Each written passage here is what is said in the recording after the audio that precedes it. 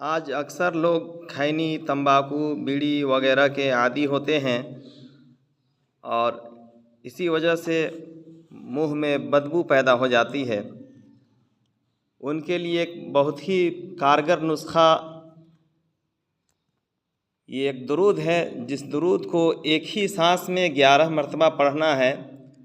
وہ درود ہے: بسم اللہ الرحمن الرحیم، اللہم صلی وسلم علی النبی الطاہر، اللہم صلی وسلم علی النبی الطاہر۔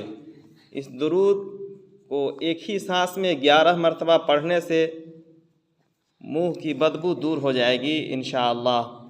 اور حدیث پاک حضور سرکار دو عالم صلی اللہ علیہ وسلم نے ارشاد فرمایا کہ قیامت کے روز سب سے زیادہ قریب مجھ سے وہ شخص ہوگا جس نے مجھ پر زیادہ سے زیادہ درود پاک پڑھا ہے۔